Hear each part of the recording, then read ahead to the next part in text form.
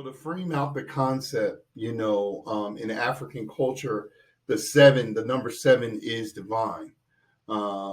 We see seven in a multitude of expressions throughout our consciousness. So we have seven colors of the rainbow, seven tones of music, seven openings in the body. We have the seven universal substances of all matter and existence. We have 7 days in the week. We have so many sevens. Seven motorcycles riding by. We have seven ways to create. Once you have divine unity is number one. The science of soulmates is number two. And the Holy Trinity in number three.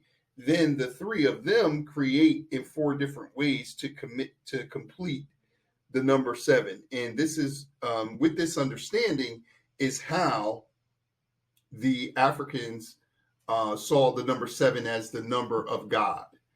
And we've talked about this in a couple of our classes. So we've talked about the seven substances when we spoke about magnetism. We've talked about the seven senses. We've talked about the seven human needs.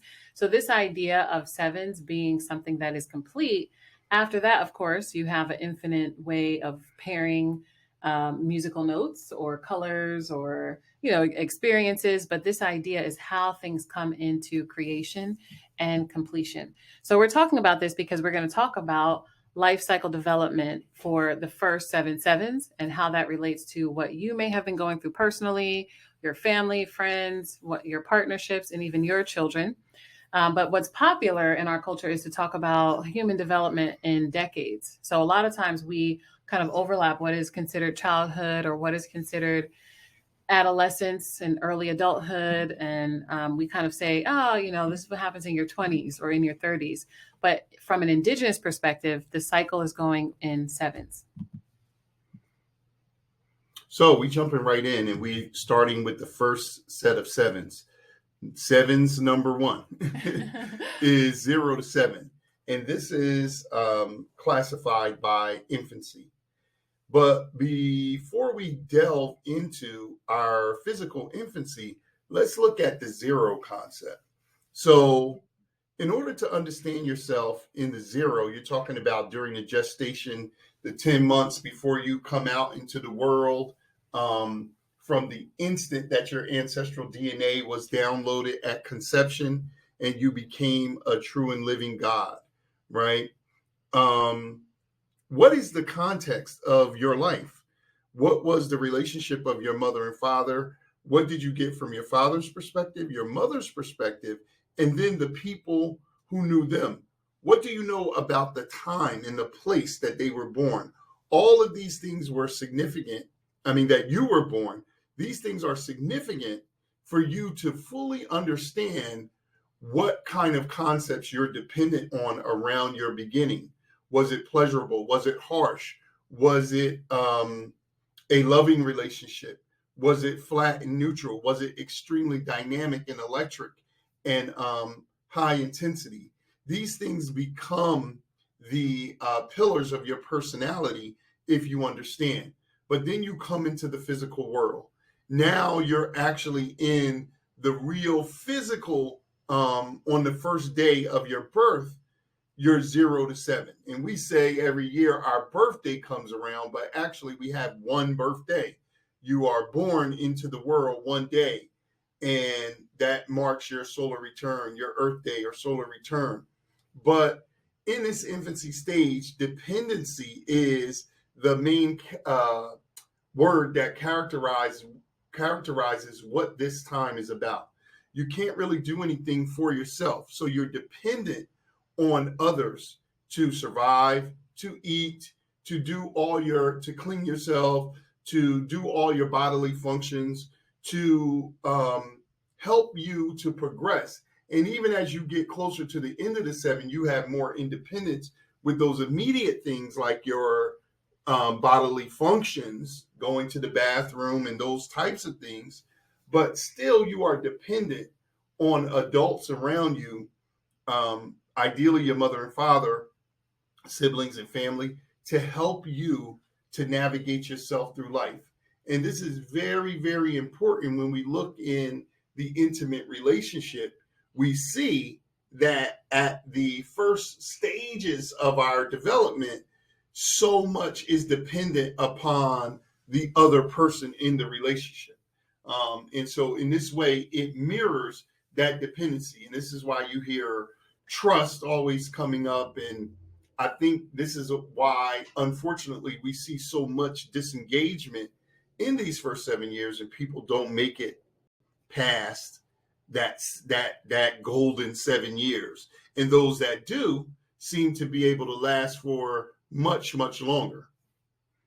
Yeah, and this is an extremely important concept as we are going to keep developing on the 7/7s, because this is important for us to understand as we come to the deeper awareness of ourselves, but also, as Masha was just saying, where you are in a relationship. So if you are in a new business relationship, there's going to be a lot of outlining things for the first time, dependency on each other's strengths, trust, which is to go into the venture, and all of the things that are coming beforehand, like Masha was saying about the 0, are coming into that in a relationship. And this is why a lot of times a person can't make it through, 5 years of marriage is one of the major numbers, 7 years of 3 marriage. years.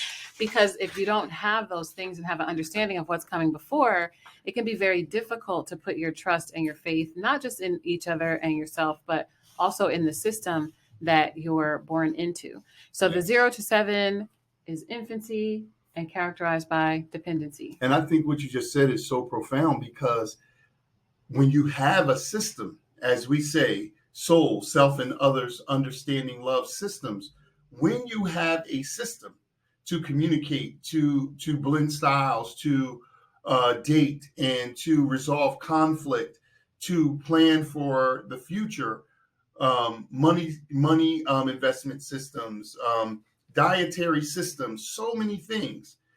When you have systems, the relationship can be secured, and it can depend on something other than the two people, which I think is really interesting. Just like a baby would, what you would have to do with a baby, right? Ideally, you can depend on more than just the mother, more than just the father. The community, exactly. The village that raises the child. That village symbolically is the system in the relationship. And of course, the Black Love School has a village. So our next 7 is from 7 to 14, right? So from your 7th birthday, kind of graduate into this next stage of completion.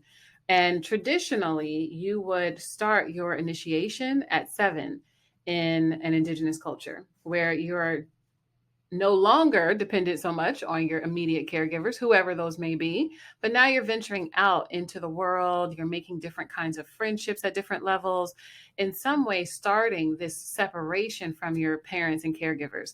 So now you're going to have, in our more, I would say, maybe like contemporary culture, you're going to school at that age, right? You're not getting traditional initiation, but you are getting initiated into something else.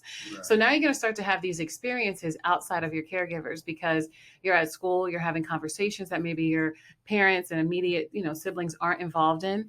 You are playing more, right? So you tend to come out of your house, out of